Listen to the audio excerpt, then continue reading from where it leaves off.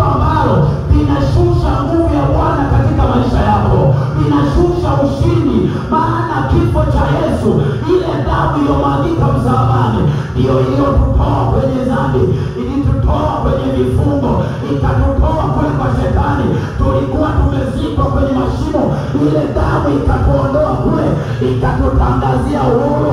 Wengine tulikuwa kwenye gereza la ulevi, tulikuwa kwenye gereza la uzinzi, tulikuwa kwenye gereza la ugomvi, tulikuwa kwenye gereza la uchawi, tulikuwa kwenye gereza la ukahaba.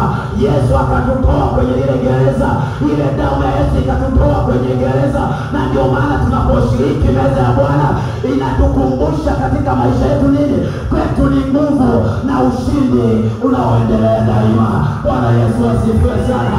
Maana tulishinda shetani alipokuwa ametushikilia kule. Biblia inasema ya kwamba kwenye kitabu cha Kolosai, alituhamisha akatuingiza katika ufalme wa Bwana wa pendo lake, na sisi leo tuko huru. Leo hatulogeki tena. Mtu aliyeokoka halogwi. Tunatuishi wa Bwana halogwi. Ogie uniambia kwamba mchungaji, nimerogwa, nimenyoroa nywele, nitakutenga. Manake kuna milango umeacha iko wazi. Tuliokoka hatulogeki. Wakija kukuoga, wanaweza kufanikiwa kuingia ndani kukufikia sasa wewe. Halo tumishi wa Bwana. Mtu mmoja akawa anasema kwa nipoenda walipoja kuoga, wakaona kitanda chake fani kiko katikati ya bahari kinaelea hivi. Halo tumishi wa Bwana. Kinaelea katikati ya bahari, kinaelea. Wameingia ndani, ila kukifikia kitanda ilikuwa ni shida. Kwa sababu gani? Ile damu ya Yesu Kristo inatangaza ushindi kwenye maisha yetu. Hili tukio la meza ya Bwana ni ishara ya ushindi, kwamba ile damu ya Yesu ilitukomboa na leo inatulinda. Tuseme amina. Tunashiriki meza ya Bwana ni muhimu kwa sababu inatukumbusha sisi wakati uliopita au kifo cha Yesu. Lakini katika inatukumbusha nini pia? Lakini kuna nguvu ya ushindi inakuja juu yako unaposhiriki meza ya Bwana. Ni tukio la kiroho sana, sio tukio la kimwili. Kuna vitu vinakuja. Lakini sababu ya pili ya kushiriki meza ya Bwana kwa umuhimu wa pili wa kushiriki meza ya Bwana. Meza ya Bwana inatukumbusha mambo yaliyopo sasa.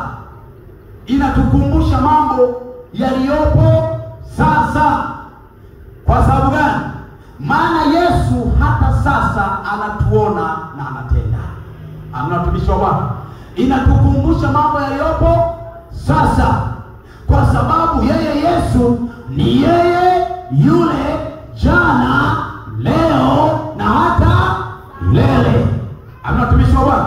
Kwa kumbe ushirika wa meza ya Bwana ni muhimu kwa sababu unatukumbusha mambo yaliyopo sasa. Kwa lugha nyingine, Yesu hata sasa anatuona na anatenda kazi. Na ndio maana hata leo ukiomba, Bwana anafanya.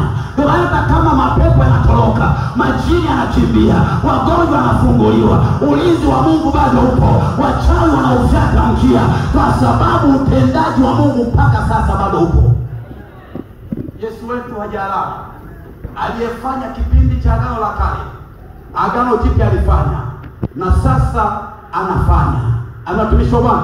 Na ndio maana Roho Mtakatifu aliposhuka siku ya Pentekoste, na leo bado anafanya nini? Na leo bado anashuka, na tunanena kwa lugha mpya. Anatumishi wa Bwana. Kwa maana tunaposhiriki meza ya Bwana inatukumbusha nini? Kwamba mambo yaliyopo sasa.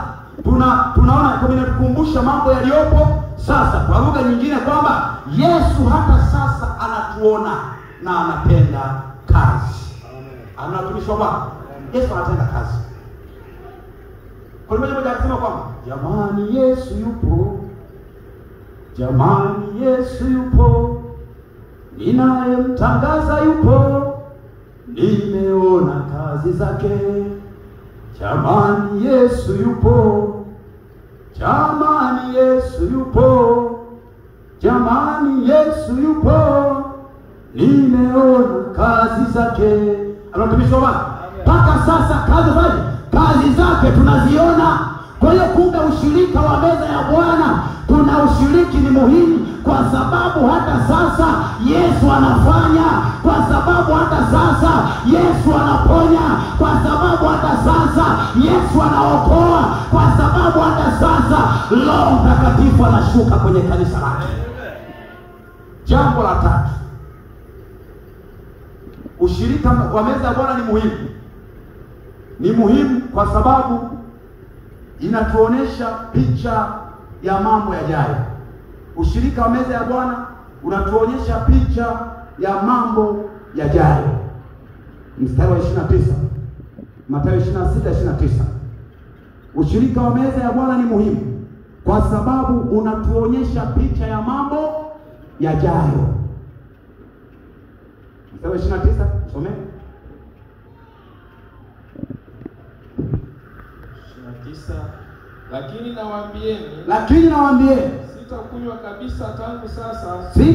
kabisa tangu sasa uzao huu wa mzabibu hata siku ile nitakapokunywa mpya pamoja nanyi wapi? Katika ufalme wa Baba yangu. Bwana Yesu asifiwe sana. Akasema kwamba hii divai sitakunywa tena na ninyi hapa, bali tutakunywa tena ile siku nitakapofunuliwa. Amina, watumishi wa Bwana. Iko hivi, Yesu atakapokuja, sameshakuja jamani. Yesu alikuja, akazaliwa, akarudi, atakuja tena kwa mara ngapi? Ya pili, si ndivyo jamani? Salikuwa na sisi duniani hapa. Baada ya hapo saliondoka, atarudi tena mara ngapi? Yesu atarudi mara ngapi? Mara ngapi? Yesu atarudi mara ngapi? Bado mara ngapi? Mara ya kwanza ameshakuja. Bado mara ngapi? Watumishi wa Bwana, bado mara ngapi? Mara moja. Bado mara mbili.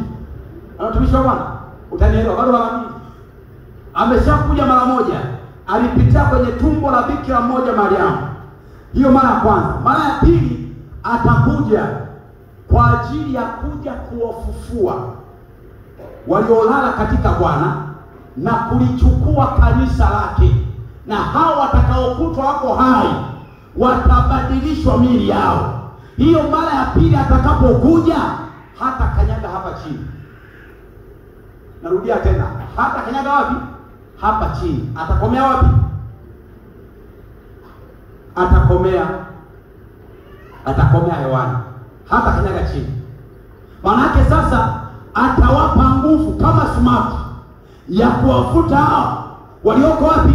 Walioko hapa chini. Manake kwanza hatutawatangulia wale waliolala katika Bwana. Watafufuliwa kwanza, watafufuka na miili mipya.